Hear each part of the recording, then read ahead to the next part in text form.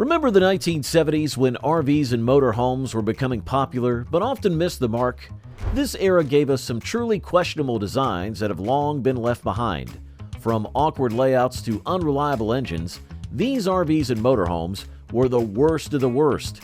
They failed to capture the charm and functionality that travelers desired, leading to a swift decline in popularity.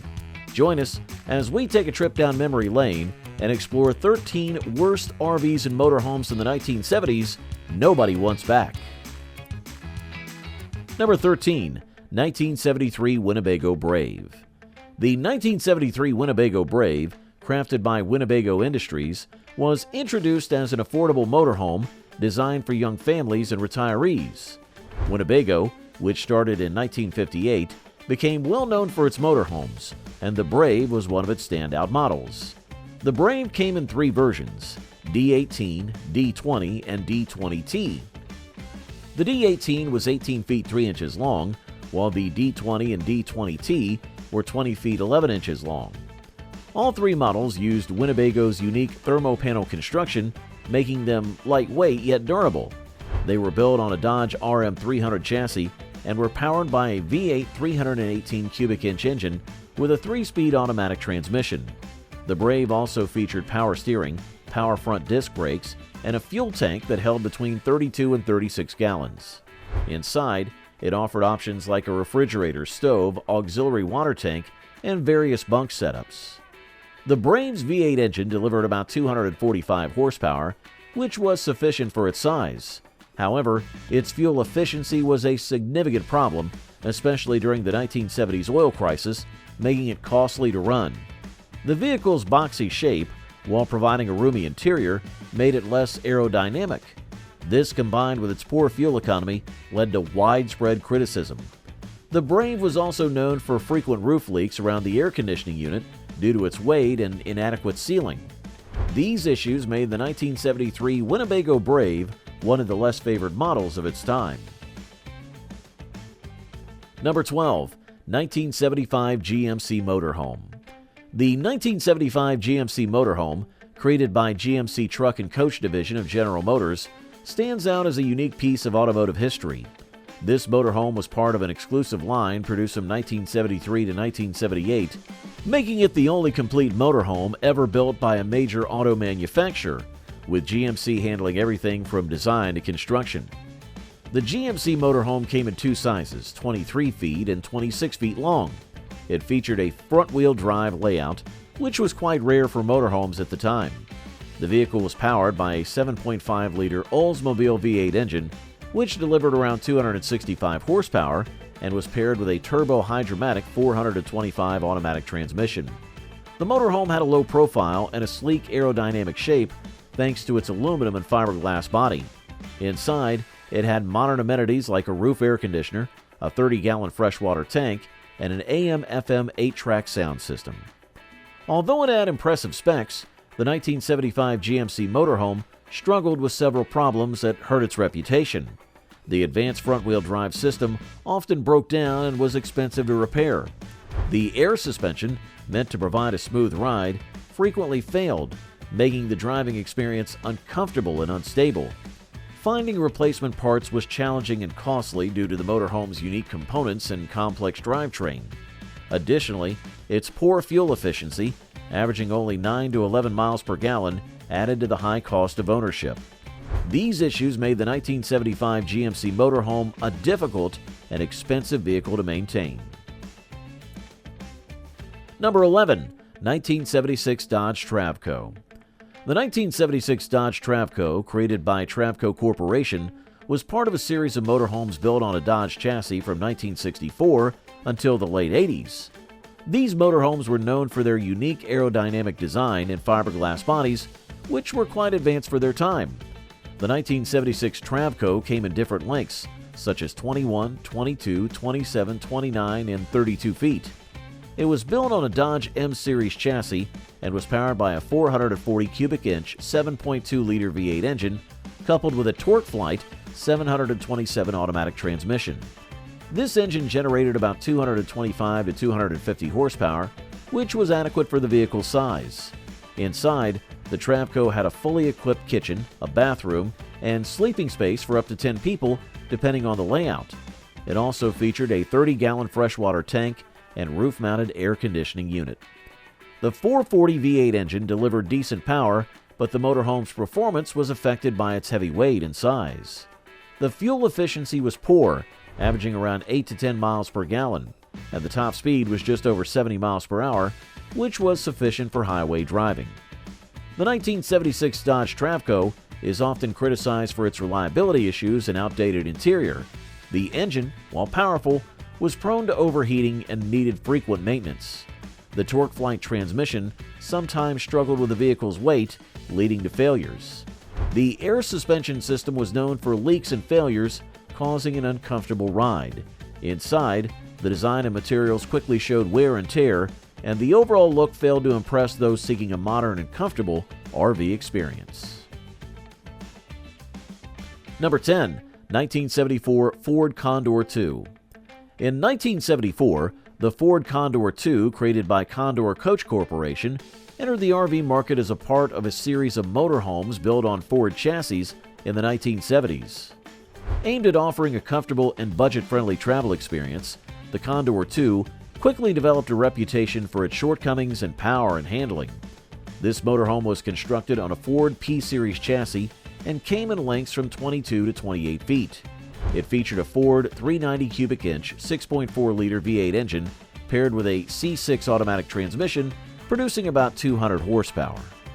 This engine, while adequate for smaller vehicles, struggled to manage the size and weight of the Condor II.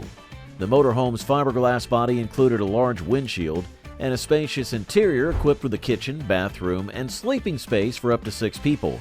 It also had a 6.5 kilowatt Onan generator and a 30-gallon freshwater tank. The engine's limited power made the Condor II sluggish, especially when fully loaded, and it struggled to maintain highway speeds. Its high center of gravity and poor suspension system further complicated handling, making it difficult to drive, especially in windy conditions. The motorhome's fuel efficiency was also lacking, averaging only 7 to 9 miles per gallon.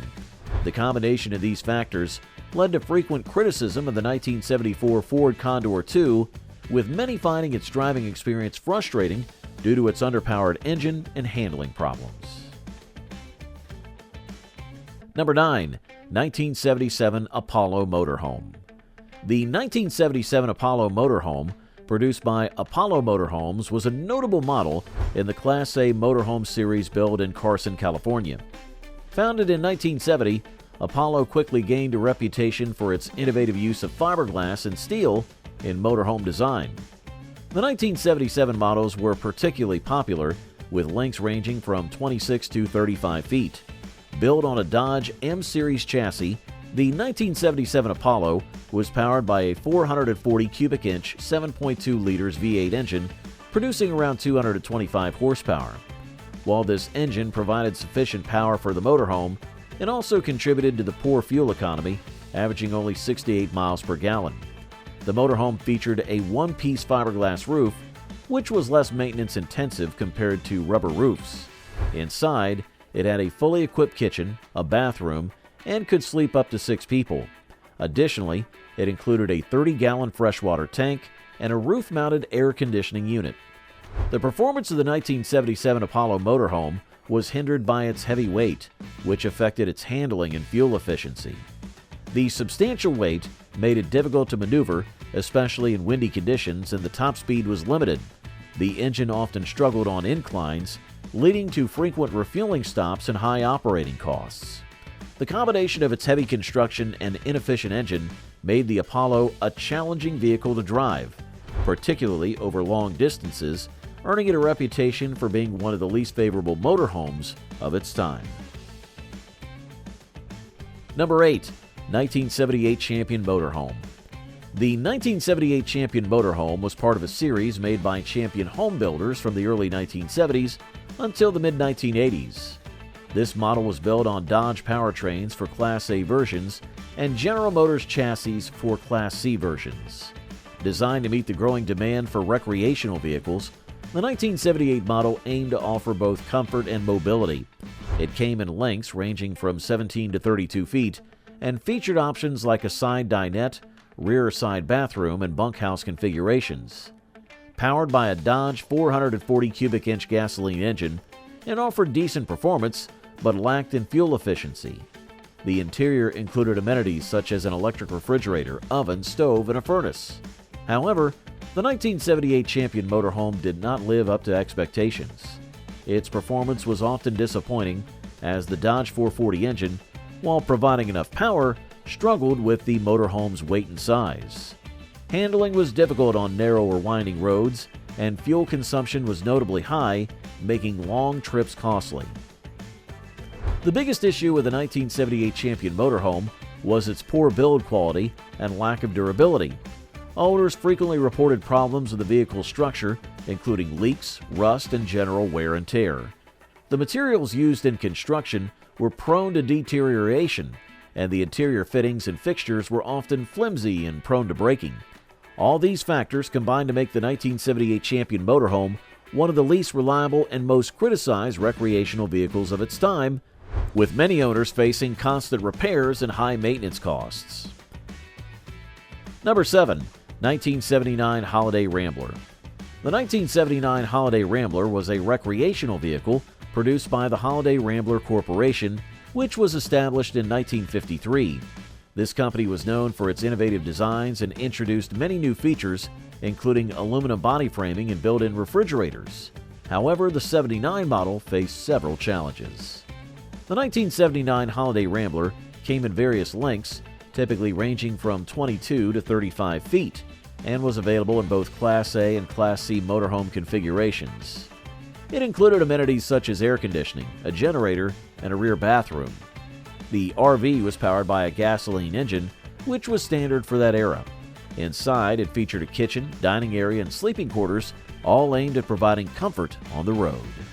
However, the performance of the 1979 Holiday Rambler was affected by several mechanical issues. The gasoline engines, while sufficient for the time, lacked power, making acceleration and maintaining speed, especially on hills, difficult. The RV's size and weight made it less efficient and harder to handle compared to other models. Many owners experienced frequent breakdowns and drivetrain problems, which were costly and time-consuming to fix. Number 6. 1972 Coachman Leprechaun. In 1972, Coachman Industries introduced the Leprechaun as a Class C motorhome aiming to offer RV enthusiasts a compact and affordable option. Founded in 1964, Coachman was already known for producing reliable RVs, and the Leprechaun was expected to uphold this reputation. Built on a Ford chassis and powered by a V8 engine, the Leprechaun came with basic features like a small kitchenette, a bathroom, and sleeping space for up to 6 people. The RV was about 20 to 24 feet long, making it easier to handle than larger motorhomes. However, the 1972 Leprechaun faced several problems with performance. The V8 engine, while powerful, was not very fuel efficient, which led to high operating costs. The RV's weight distribution was also problematic, causing issues with handling, particularly on uneven surfaces.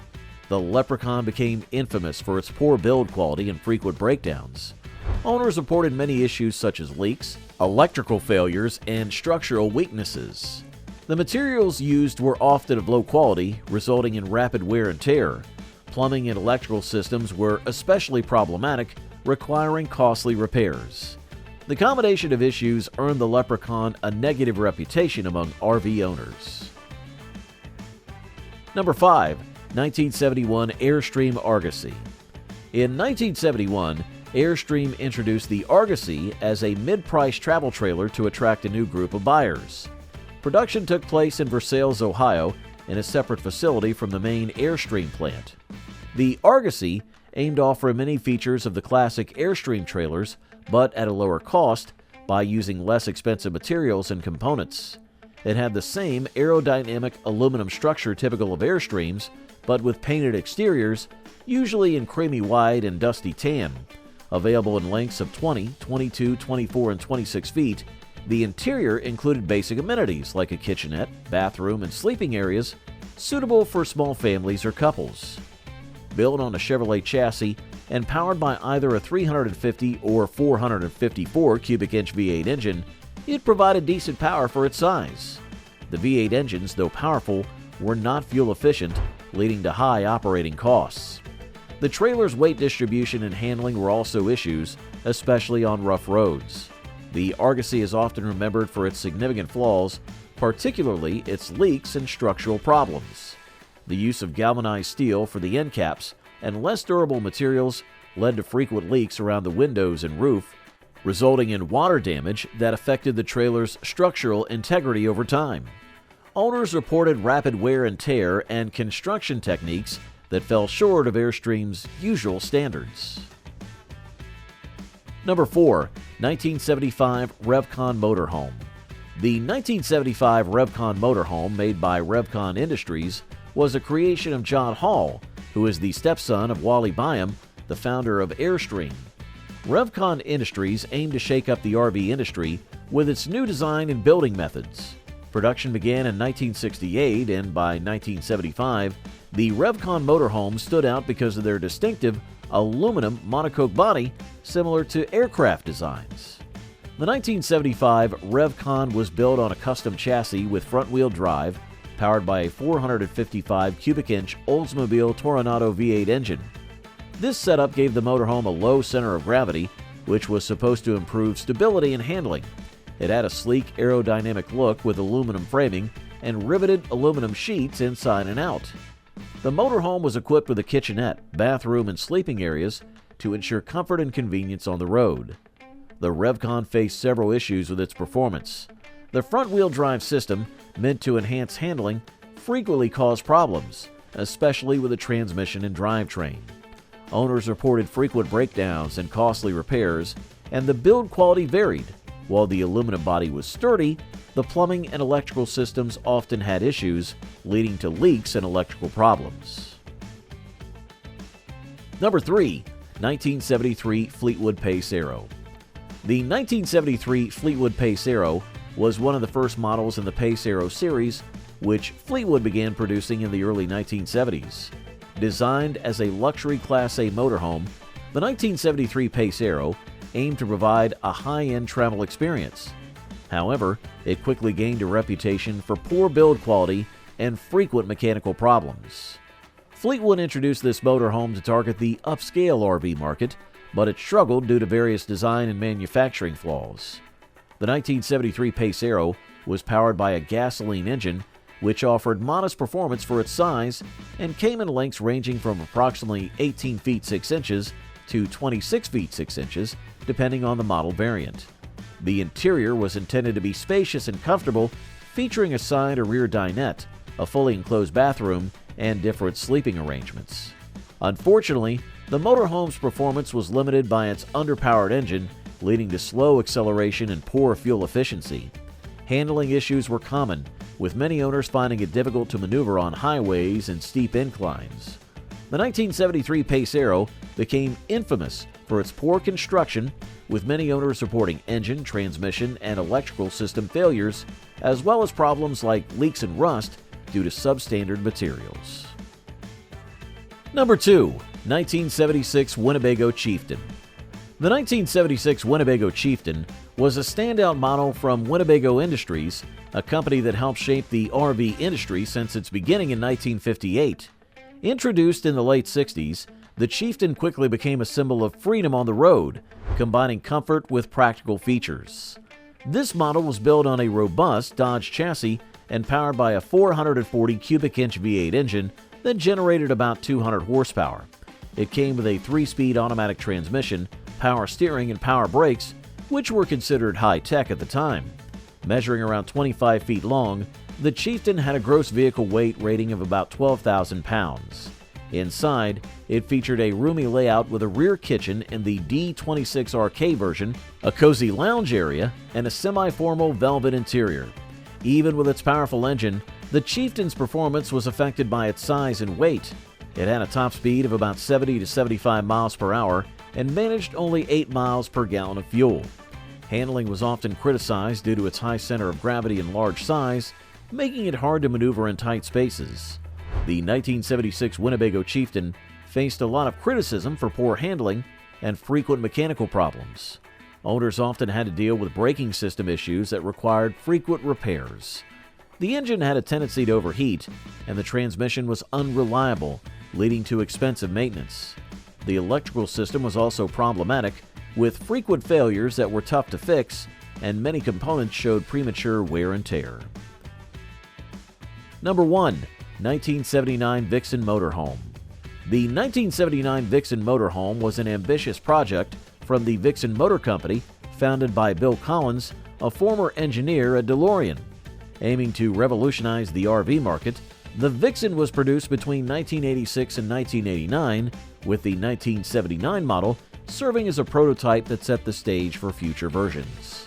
Designed to be compact yet practical, the Vixen measured 21 feet long and 6 feet high, making it small enough to fit in a standard garage. It was powered by a 2.4-liter turbo diesel inline-six engine from BMW, generating about 115 horsepower and 163 pound-feet of torque. The engine was paired with a Renault transaxle and had a 5-speed manual transmission. The Vixen also featured a low center of gravity and a drag coefficient of less than 0.30, which was impressive for an RV. The Vixen struggled with performance due to its underpowered engine, making it difficult to drive, especially on hills and during acceleration. It had a top speed of around 100 miles per hour, but needed ideal conditions to reach it. On the plus side, it offered good fuel efficiency, averaging about 30 miles per gallon on the highway. However, the 1979 Vixen Motorhome faced criticism for various design flaws. Its engine was not powerful enough, the transmission system often failed, and the electrical system had many issues. Owners also reported problems with leaks, poor insulation, and overall build quality. And there you have it, 13 of the worst RVs and motorhomes in the 1970s that nobody wants back. Which of these do you think was the most disappointing? Don't forget to like, share, and subscribe for more content.